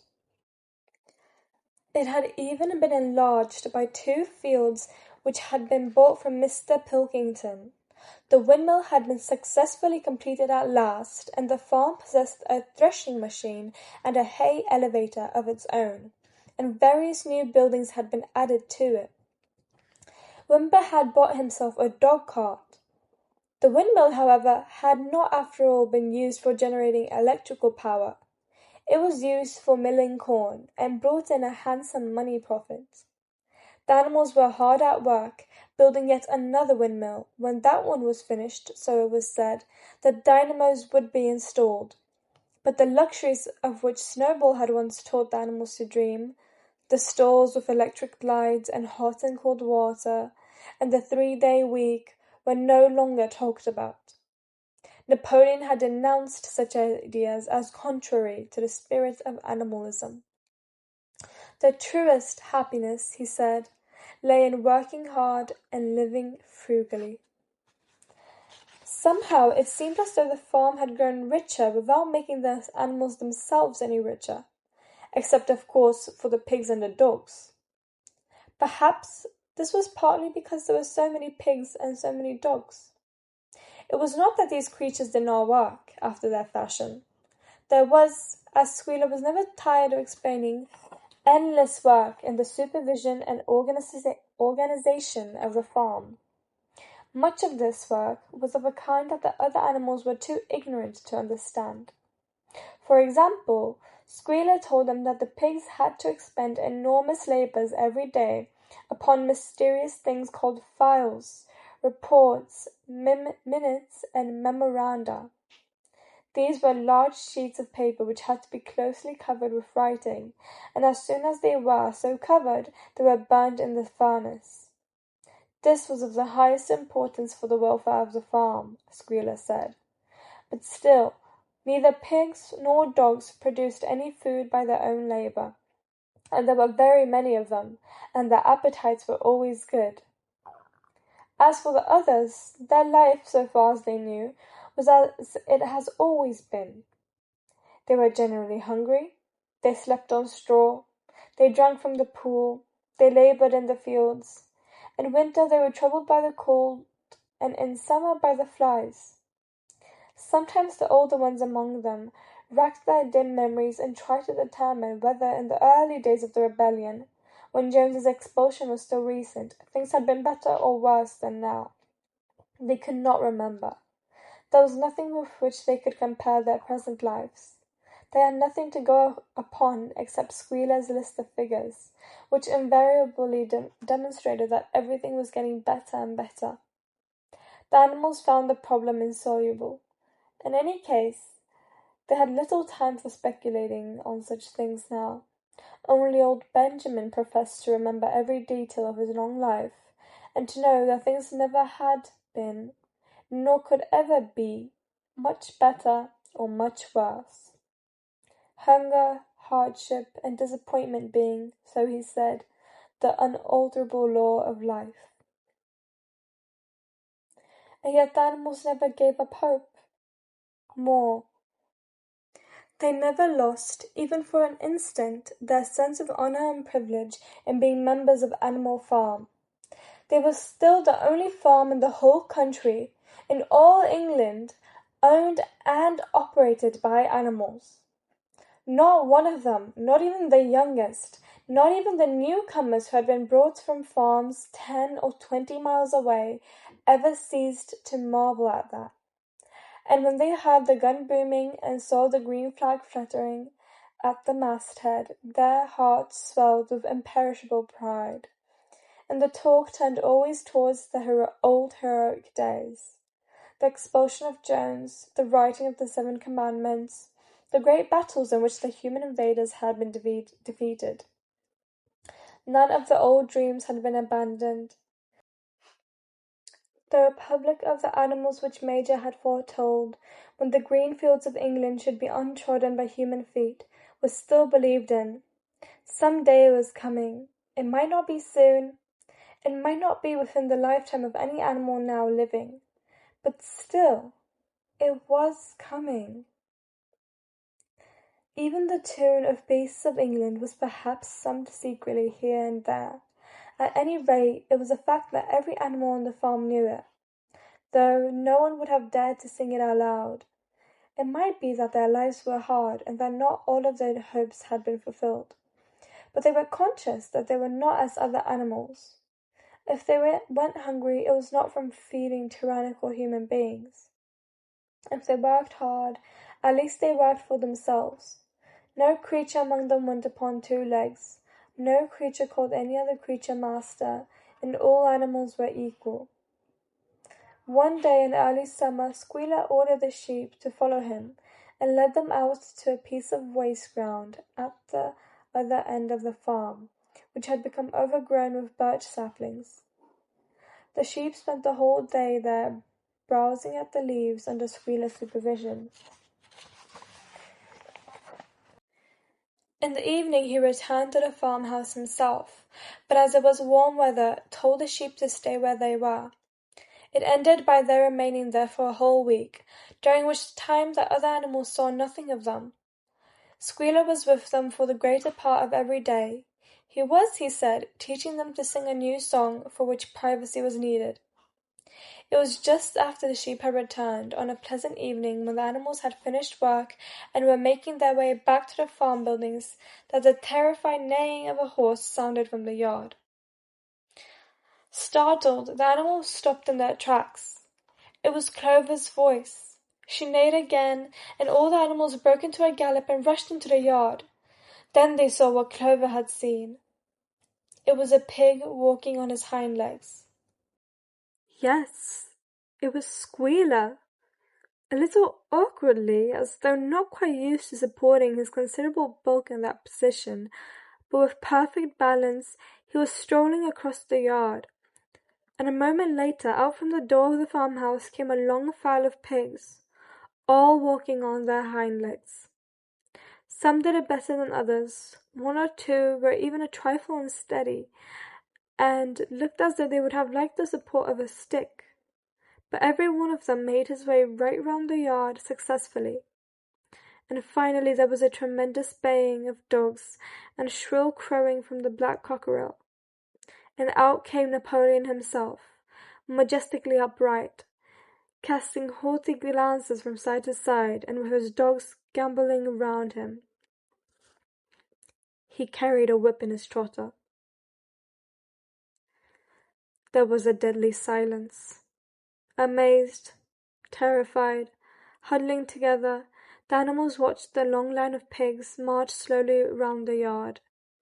It was as though the world had turned upside down.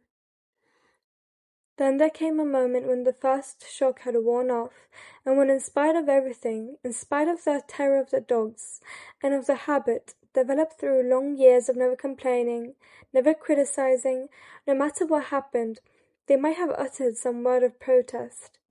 But just at that moment, as though at a signal, all the sheep burst out into a tremendous bleating of 4 legs good, 2 legs better. 4 legs good, 2 legs better. 4 legs good, 2 legs better. It went on for 5 minutes without stopping, and by the time the sheep had quieted down, the chance to utter any protest had passed, for the pigs had marched back into the farmhouse. Benjamin felt a nose nuzzling at his shoulder. He looked round. It was Clover. Her old eyes looked dimmer than ever. Without saying anything, she tugged gently at his mane and led him round to the end of the big barn, where the 7 commandments were written. For a minute or 2 they stood gazing at the tarred wall with its white lettering.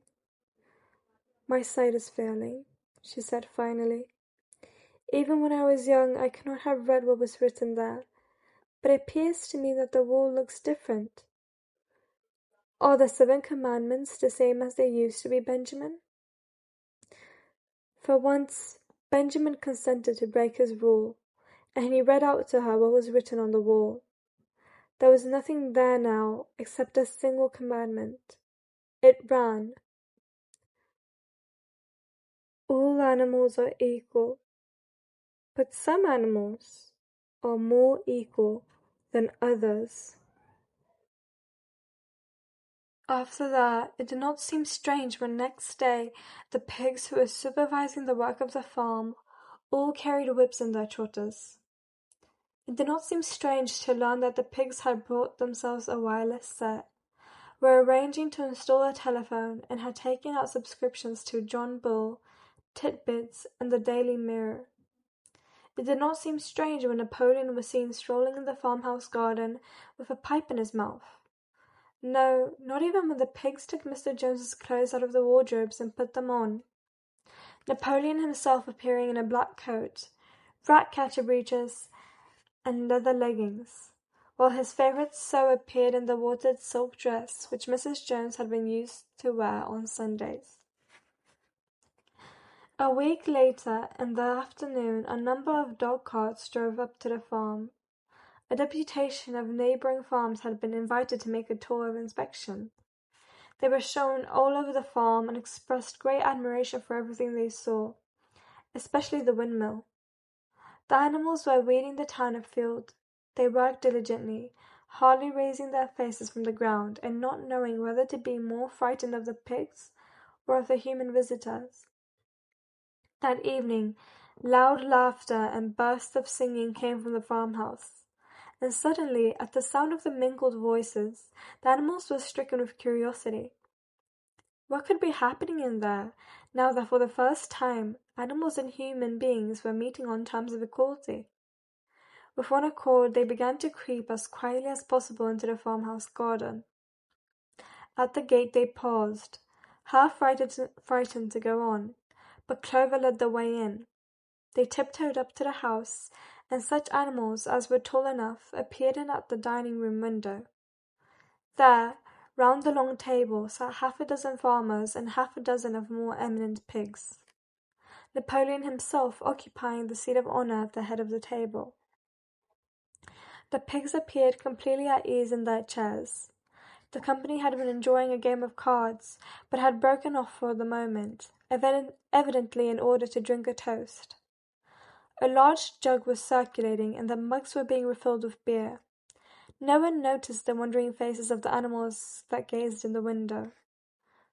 Mr. Pilkington of Foxwood had stood up, his mug in his hand.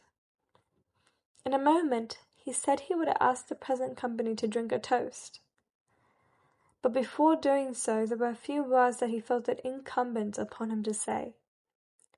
It was a source of great satisfaction to him, he said, and he was sure, to all others present, to feel that a long period of mistrust and misunderstanding had now come to an end.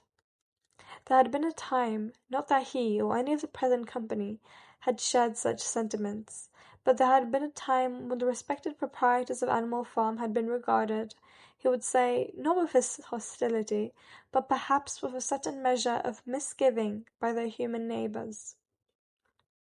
Unfortunate incidents had occurred. Mistaken ideas had been current. It had been felt that the existence of a farm owned and operated by pigs was somehow abnormal and was liable to have an unsettling effect in the neighbourhood. Too many farmers had assumed, without due inquiry, that on such a farm a spirit of license and indiscipline would prevail. They had been nervous about the effects upon their own animals, or even upon their human employees, but all such doubts were now dispelled. Today he and his friends had visited Animal Farm and inspected every inch of it with their own eyes. And what did they find? Not only the most up-to-date methods, but a discipline and an orderliness which should be an example to all farmers everywhere. He believed that he was right in saying that the lower animals on Animal Farm did more work and received less food than any animals in the county. Indeed, he and his fellow visitors today had observed many features which they intended to introduce on their own farms immediately. He would end his remarks, he said, by emphasizing once again the friendly feelings that subsisted, and ought to subsist, between Animal Farm and its neighbours. Between pigs and human beings there was not, and there need not be, any clash of interests whatever. Their struggles and their difficulties were one. Was not the labour problem the same everywhere? Here it became apparent that Mr. Pilkington was about to spring some carefully prepared witticism on the company, but for a moment he was too overcome by amusement to be able to utter it. After much choking, during which his various chins turned purple, he managed to get it out. "If you have your lower animals to contend with," he said, "we have our lower classes." This bon mot set the table in a roar, and Mr. Pilkington once again congratulated the pigs on the low rations, the long working hours, and the general absence of pampering which he had observed on Animal Farm. And now, he said finally, he would ask the company to rise to their feet and make certain that their glasses were full. "Gentlemen," concluded Mr. Pilkington, "gentlemen, I give you a toast. To the prosperity of Animal Farm!" There was enthusiastic cheering and the stamping of feet. Napoleon was so gratified that he left his place and came round the table to clink his mug against Mr. Pilkington's before emptying it. When the cheering had died down, Napoleon, who had remained on his feet, intimated that he too had a few words to say. Like all of Napoleon's speeches, it was short and to the point. He too, he said, was happy that the period of misunderstanding was at an end. For a long time there had been rumours circulated, he had reason to think, by some malignant enemy, that there was something subversive and even revolutionary in the outlook of himself and his colleagues. They had been credited with attempting to stir up rebellion among the animals on neighbouring farms. Nothing could be further from the truth. Their sole wish, now and in the past, was to live at peace and in normal business relations with their neighbours. This farm, which he had had the honour to control, he added, was a cooperative enterprise. The title deeds, which were in his own possession, were owned by the pigs jointly. He did not believe, he said, that any of the old suspicions still lingered, but certain changes had been made recently in the routine of the farm, which should have the effect of promoting confidence still further. Hitherto the animals on the farm had had a rather foolish custom of addressing one another as comrade. This was to be suppressed. There had also been a very strange custom, whose origin was unknown, of marching every Sunday morning past a boar's skull which was nailed to a post in the garden. This too would be suppressed, and the skull had already been buried. His visitors might have observed, too, the green flag which flew from the masthead. If so, they would perhaps have noted that the white hoof and horn with which it had been previously marked had now been removed. It would be a plain green flag from now onwards. He had only one criticism, he said, to make of Mr. Pilkington's excellent and neighbourly speech. Mr. Pilkington had referred throughout to Animal Farm. He could not, of course, know, for he, Napoleon, was only now for the first time announcing it, that the name Animal Farm had been abolished. Henceforward the farm was to be known as the Manor Farm, which he believed was its correct and original name. "Gentlemen," concluded Napoleon, "I will give you the same toast as before, but in a different form. Fill your glasses to the brim, gentlemen. Here is my toast. To the prosperity of that Manor Farm." There was the same hearty cheering as before, and the mugs were emptied to the dregs. But as the animals outside gazed at the scene, it seemed to them that the same strange thing was happening. What was it that had altered in the faces of the pigs? Clover's old, dim eyes flitted from one face to another. Some of them had 5 chins, some had 4, some had 3. But what was it that seemed to be melting and changing? Then, the applause having come to an end, the company took up their cards, and continued the game that had been interrupted, and the animals crept silently away. But they had not gone 20 yards when they stopped short. An uproar of voices was coming from the farmhouse. They rushed back, and looked through the window again. Yeah, yes, a violent quarrel was in progress. There were shoutings, bangings on the table, sharp suspicious glances, furious denials. The source of the trouble appeared to be that Napoleon and Mr. Pilkington had each played an ace of spades simultaneously. 12 voices were shouting in anger, and they were all alike. No question now. What had happened to the faces of the pigs? The creatures outside looked from pig to man, and from man to pig, and from pig to man again. But already it was impossible to say which was which.